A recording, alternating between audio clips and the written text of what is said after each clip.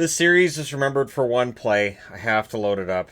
Oiler fans, why don't you? It's a nice day outside. Why don't you look out the quick?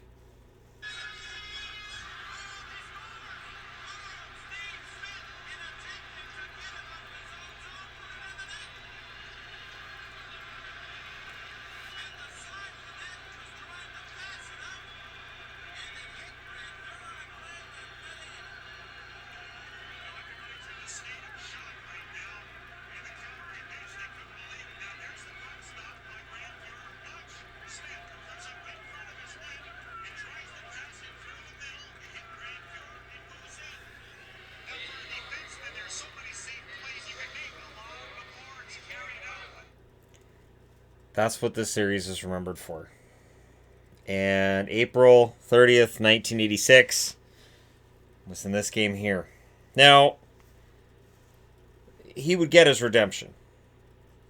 And the following season, honestly, Edmonton went on this amazing Stanley Cup final run and won it. I think in large part because they wanted to redeem Steve Smith. But as much as that overshadows this series, this was a series they weren't really in control of. And they were supposed to be. They were 56, 17, and 7. 56 wins. Remember, there are no overtimes. That is wins, losses, and ties. Calgary was 40, 31, and 9. 89 points, easily second in the division. They were the two best teams in the division. We get the Battle of Alberta in 86. Calgary was supposed to be happy to be there. Round one, the Oilers swept Vancouver rather easily. And they had beaten Calgary 6 out of 8 meetings that year. They were 6-1-1 against the Calgary Flames. So Calgary did not have an answer for the Oilers during the regular season. Now, the Flames, in order to get here, they won round one. They swept Winnipeg. So these teams were just on a collision course with one another. And then in round three, the Flames beat the St. Louis Blues in 7. And I had thought about covering the St. Louis Blues series because I thought, well, that'll be something a little different. But we can save that for another time. We got time. We have time. And then, of course, in the finals, they would lose to the Montreal Canadiens 4-1. Not telling anything people don't know. There are videos all over this channel of NHL history, including the Stanley Cup winners and finalists and all that other wonderful stuff, which I hope, if you've been a subscriber for a while and thought, hey, I haven't looked through those playlists, you should, because there's all kinds of information in there regarding Cups, finalists, and hockey history. It's kind of what it's there for. It's there for the offseason. So we go to game one. And the Oilers, right out of the gate, are having problems at home. Lanny McDonald from Gary Suter and John Tonelli at 1 minute and 27 seconds. Yes, John Tonelli, who had been part of the 4 Stanley Cups with the New York Islanders, is a member of the Flames at this point. And it was weird seeing him as a Flame. Gary Suter then scored from Poplinski and Tonelli at 7 minutes and 38 seconds. So it's 2-0 for Calgary. We're not even halfway through the first period of game one yet. So, second period, the Oilers get a power play late. On said power play, Glenn Anderson scores from Gretzky and Coffey in 1948. You know what I say about those goals? That's some Hall of Famers all combining with one another on that one. So it's 2-1 after 2. Third period, Joe Mullen scores from Poplinski and McCown at 40 seconds. 40 seconds, first minute. So they had made it a 1-goal game 12 seconds before the end of the second period, and less than a minute into the third, the Flames restore that 2-goal lead. Hawk and Lube then scores from Wilson and Patterson at 9:09. Hawk and Lube, not only one of the greatest names in history, but one of those players that you look at and say, now, if he played longer in the NHL, might very well have been a Hall of Famer. Yes. Don't remember if I've done an actual video on Hawk and Lube. I think I've done it, but if I haven't, there's time. So the Flames come out with a 4-1 win. Mike Vernon, 30 saves on 31 shots in the victory. Grant Fuhr, 29 saves on 33 shots in the loss. We are 6 games out from what happens here. Game 2. The Oilers had their struggles at home again. And it's a shorthanded goal in the first period by Hawk and Lube at 11 minutes and 23 seconds. You're going to hear that name 7 times before I mention how he did at the end of the series.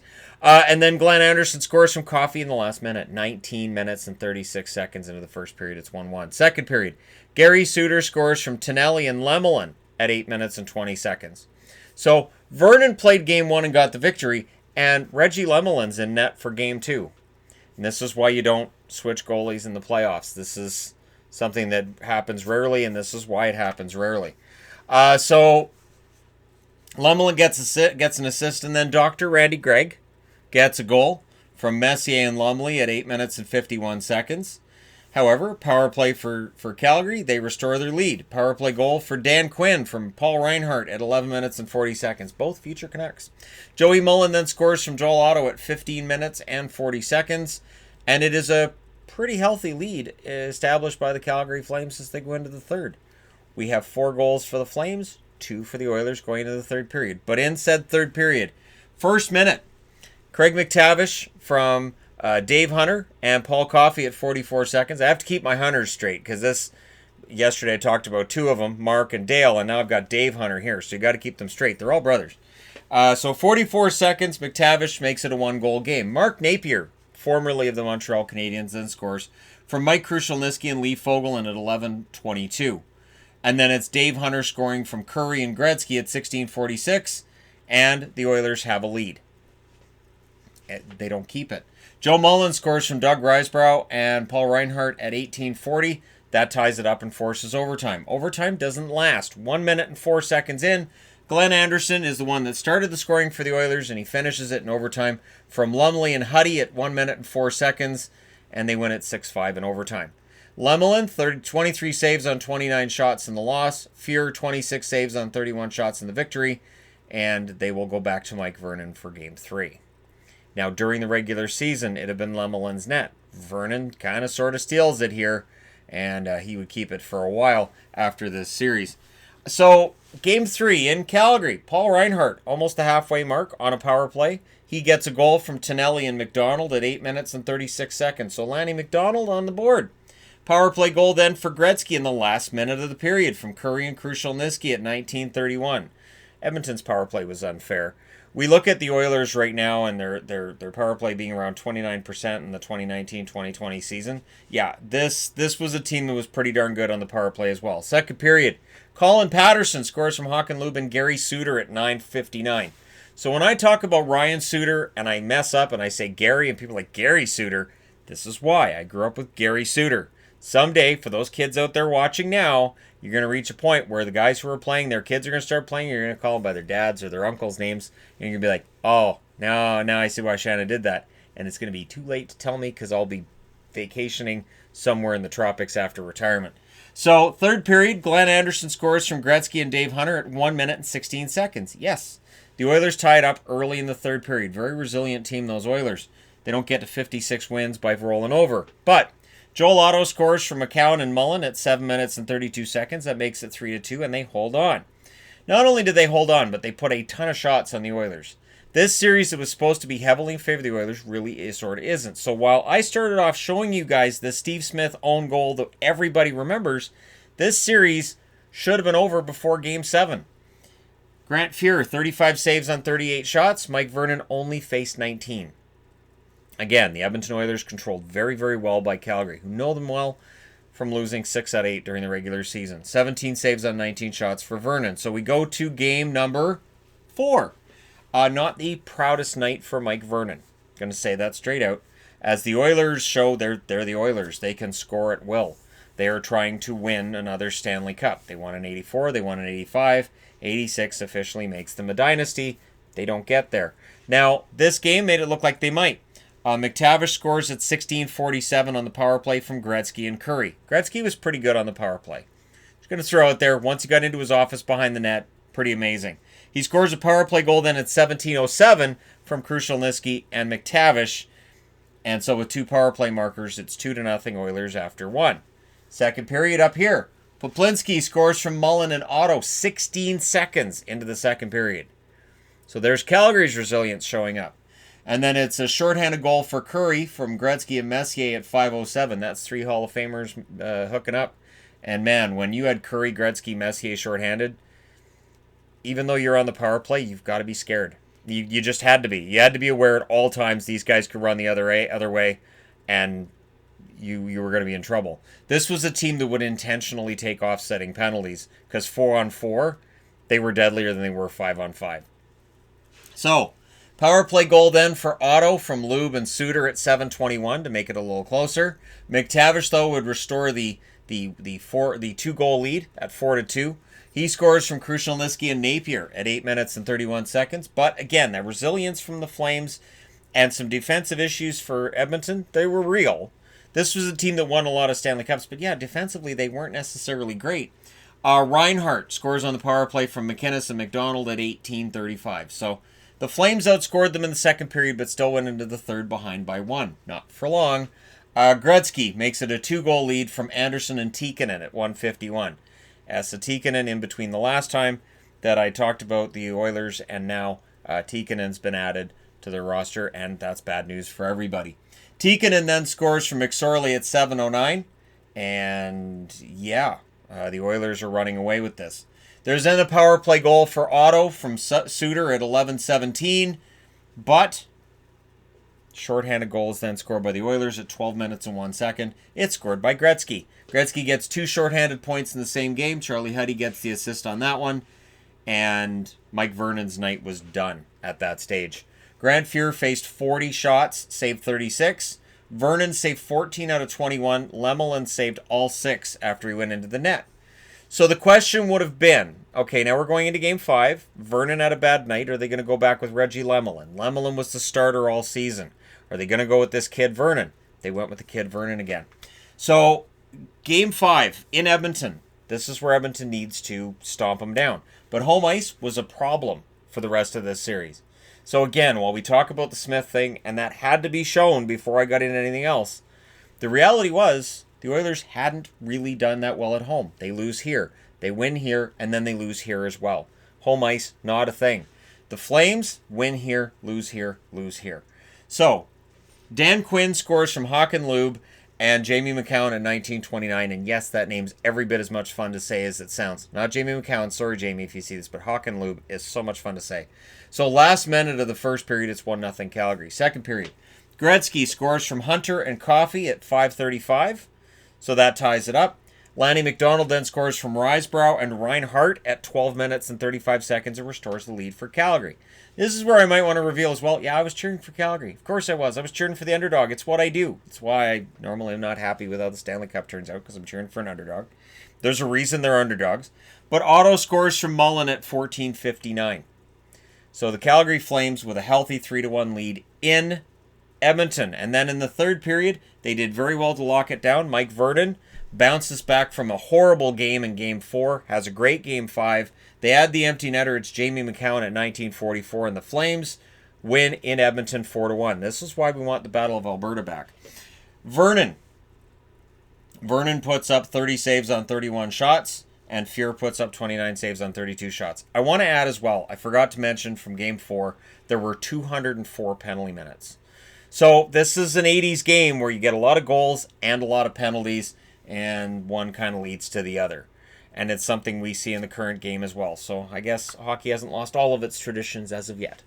So with that lead, now all Calgary has to do is win at home. They win at home in Game 6. We don't go to a Game 7 in Edmonton. We don't see the Steve Smith goal, but they don't win at home. So there's no scoring in the first period in Game 6. Second period, we get a power play goal from Joe Mullen. Suter and Lube with the assists at 4:42. Flames fans going insane. They're going to knock out the Oilers at home. Then John Tonelli scores from Risebrough and Reinhart at 6:04. It's 2-0 Calgary. We're about halfway through this game. All they've got to do is control the Oilers. Easier said than done. Tikkanen scores from Curry and Smith at 8:21. I'm sure that after he scored, he said something unintelligible. That was his thing. And then it's a shorthanded goal by Messier from Lowe and Fuhr at 16:20. It's a 2-2 tie. But again, you're tied. You're at home. You were tied going into the second as well. All you got to do is win the third period. They don't. First, Anderson scores from Coffey and Gretzky at 7:24 in one of those Hall of Fame combination goals. And then it's an empty netter for Krushelnyski from Gretzky and Lowe at 19:38. And then 9 seconds later, just because why not, McTavish scores from Coffey. So 19:49 makes it 5-2. And the Oilers silence the Flames crowd. Now all they have to do is win at home. In that game, Grant Fuhr saves 22 out of 24. They did not put enough shots on the net. I don't even need to really say that, but they didn't put enough shots on the net. Mike Vernon, 34 saves on 38 shots. So for Vernon, pretty good game, but in the end, the team fell short. So he'd saved 33 No, 34 out of 37 before that last one went in. So he had a pretty good game, just the team in front of him didn't. So we go to Game 7. Here we go. The shots are kept low. The penalty minutes are low. Everybody knows what's on the line here. In the first period, during an Oilers power play, it is a shorthanded goal for the Flames. It is Håkan Loob. Yes, from Doug Risebrough at 15 minutes and 27 seconds. And it is surprising how often Risebrough's name's on here, since Doug Risebrough was not considered an offensive player. So second period, early, Jim Poplinski scores from Lanny McDonald and Mike Vernon at 2:08. So again, continuing this tradition with the series I look back on, again, we've got a goaltender on the board. Yesterday we had Miro Gosselin, we've had Fuhrer in previous ones as well, and here we go, we've got another goaltender. We got, of course, Lemelin earlier on in this series with an assist too. So it's 2-0 for Calgary, but around halfway through the second period, Glenn Anderson scores from Gretzky and Krushelnyski at 10 minutes and 47 seconds. And then at 19:09, so last minute of that second period, Messier scores from Curry. So you go into the third period, and this is where it happens. Smith behind the net, banks it in off his own goaltender. The goal's credited to Perry Berezin at 5:14. What they don't talk about, and I watched this game, they replayed it on, I want to say it was on Sportsnet last summer, it could have been the NHL Network, I saw it, but I watched. Because we all talk about that Smith goal, and it was crippling. But the amazing thing is, after that goal, the Flames shut the Oilers down. A team that had scored 400-plus goals in regular seasons. A team that scores at will at points in this series even. And they shut them down. They only allowed 24 shots total in this game. They win it in Edmonton in Game 7. And they go on to another 7th game against St. Louis in the next series. This is a team that really goes through a ton. I remember in 1986 having the debate with friends of mine in school about whether or not we wanted the Flames to win. And there were people saying, no, I want Montreal to win. And the answer was always the same. Montreal's won the Cup a bunch of times. We'd like to see it go to Calgary. So yes, there were a lot of people in Western Canada who wanted to see the Flames win the Cup. And the belief that they could came from this series. Vernon faces 24 shots and saves 22. Grant Fuhrer saved 18 out of 21. In this series, Gretzky, 5 goals, 8 assists for 13 points. Glenn Anderson, 6 goals, 1 assist for 7 points. Krushelnyski, 1 goal, 5 assists. Curry, 1 goal in 7 games for Jari Kurri with 5 assists. And Coffey, no goals and 6 assists. The fact that Curry gets 1 goal, Coffey gets none. Krushelnyski's one of the 3 top scorers. Messier's not in there. Tells you how well Calgary did against them. Grant Fuhrer, 3-4 in this series with a save percentage of .890. And interestingly, and of note, Andy Moog played 47 games during the regular season to 40 for Grant Fuhrer. The debate about whether or not Andy Moog should be the starter or Grant Fuhrer is one that's easy to not know a whole lot about if you're young enough to not know. If you're in your 20s or 30s, you may not know. But yeah, it was a debate every year with the Oilers. And I personally thought Moog was the better goaltender. I thought it then. I was surprised at no point we saw Moog, but they didn't have the faith in Moog that they did in Fuhrer. And you look at the Hall of Fame committee, apparently they don't have the faith in Moog either. Now, Joey Mullen, 4 goals, 3 assists in this series for the Flames. Håkan Loob, 3 goals, 4 assists. Gary Suter, 2 goals, 5 assists. Joel Otto, 4 goals, 2 assists. Big game player, Joel Otto. And Paul Reinhart, 2 goals, 4 assists for 6 points. Mike Vernon went 4-2 in this series with an .896 save percentage. He had played 18 games during the regular season. And Reggie Lemelin, 0-1 in this series with an .829 save percentage. He had started 60 games during the regular season. So this was the start of the move towards Mike Vernon being the starter. Was in these playoffs. We really saw Vernon was the better goaltender. And Lemelin, soon after this, would end up being in a tandem, ironically, with Andy Moog in Boston. And Moog and Lemelin. Lemelin sees 1 game in this series. Moog doesn't see any. And they would end up winning a Jennings Trophy together in Boston for best goals against in the NHL. So there you go. The 1986 Battle of Alberta. Let me know your thoughts in the comment section below as always. Don't forget to hit like and subscribe if you're browsing your way through. You just happened upon this video. Thank you guys so much for watching, for all your support. I honestly think these are a lot of fun, so they don't get the views that some of the other videos do, but this is always fun stuff to talk about. Thank you guys again. I'll talk to you very soon.